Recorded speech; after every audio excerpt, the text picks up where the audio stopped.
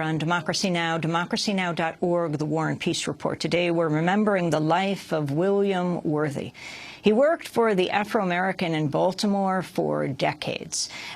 He went to Iran, North Vietnam, he went to Cuba, he went to China. He defied the U.S. government, he was indicted, he was convicted for coming back into this country without a passport. He presented his birth certificate. They had pulled his passport.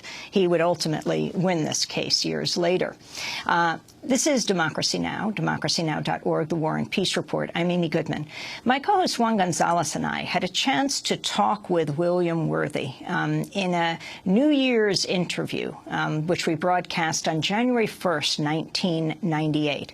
William Worthy talked about his trip to Iran and bringing back the books based on seized U.S. files that the U.S. government threatened to indict him over. Well, you never would know it from the coverage of Iran after 1979 that the U.S. had been in bed with the vicious, corrupt, discredited Shah, who was ousted, and Khomeini, great religious leader, scholar, who'd been in exile for years, came back to a triumphant return. And the U.S. seemed determined under Carter and others to try to restore something of the status quo. They found, don't hold me 100% to this, my memory, but there was some plot afoot to restore the Shah. And Iranian students, including some who had been trained at Berkeley and others, I think it was November the 4th, 1980, 79 or 80, went over the walls of the U.S. Embassy in Tehran, and immediately the CIA operatives inside began shredding documents, but they didn't have much time, so it was an incomplete job. And they held the embassy staffs there for 444 days, which helped to lead to Carter's defeat for re-election because of that unresolved crisis. And what also was the birth of Nightline as a show on television. Right, yeah. Yeah. Ted Koppel owes that to those students.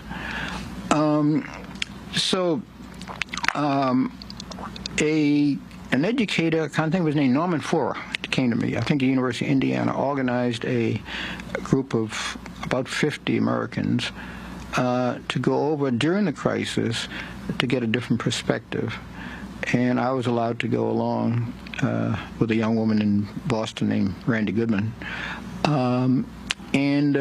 We got acquainted particularly with Hossein Sheikh Khalisam, one of these Berkeley-educated students, who later became the deputy foreign minister. And some of our stories came out then. They the documents later, at a time of a subsequent trip, were the shredded documents which had been restored, plus those that had not been restored, were published in Iran by the students in paperback form and sold on newsstands and exported to other countries, but not to this country. And, I mean, not by their design, but by U.S. design.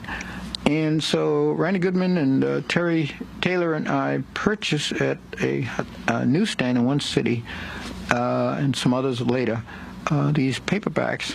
We had 2 batches in all. When we came back through not Ottawa, JFK Airport in New York, we had one batch in our luggage, which no problem. We shipped the others with camera equipment and unaccompanied baggage to Boston, and that's where Customs spotted them and turned them over to the CIA. And it resulted in the CIA and the government talking about indicting us for possession of classified documents. And these are public things, distributed all over the world. Nothing public and nothing private about them any longer. And they seized them, and the ACLU took up the case. And over a period of a year, we got the documents back, and they dropped all talk of prosecuting us, which had been ridiculous to begin with, and settled out of court for $16,000 in damages. And yet it's interesting how the Boston Globe played it in March of 19 82, I think. In March of 1982. It says the Justice Department has dropped plans to prosecute a freelance journalist for possession of purported copies of secret American documents stolen during the occupation of the U.S. Embassy in Iran.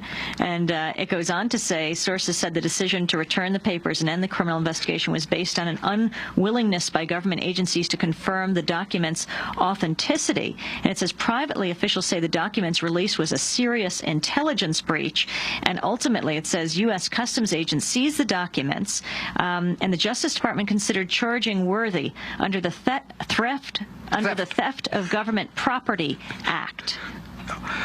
There's no limit to the... No mention that these were actually published paperbacks. There's no limit to absurdity in Washington. The reason that for one of those references, their unwillingness to prosecute, it would have meant that a CIA official would have had to testify in open court at the trial, and of course I would have given my ACLU lawyer a chance to cross-examine with all kinds of embarrassment. So some cooler heads did prevail on that. We never lost a wink of sleep over it. Even if they had prosecuted, they would have lost miserably in court, at least on appeal. And what you're saying is the CIA would have had to say openly in public court about their support of the shot. And all these evil things that were disclosed in the documents were there. What were some of those things? All kinds of things to bring down the Khomeini government and to create disruption. The usual counter-revolutionary policies that the U.S. carries out after a revolution that they don't agree with. Journalist William Worthy, in a New Year's Day 1998 interview that we broadcast, I was talking to him with Juan Gonzalez. Our guest is Scott Armstrong, who took those documents and based his series in the Washington Post on them. Randy Goodman went with William Worthy on that trip, as well as a number of others. She's a photojournalist who worked and traveled with William Worthy for a decade in the 1980s. She is joining us from Boston. Welcome, Randy. You came back with Bill Worthy through the airport, through JFK. So what happened? You had two sets of books, and one set were taken?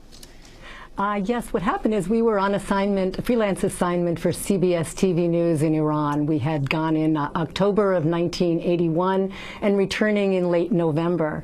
Because we had accumulated so much by extending our what was supposed to be a 2-week assignment to a 2-month assignment, due of course to William Worthy's ways of finessing people and getting interview after interview that was totally unexpected by us as well as the Iranians.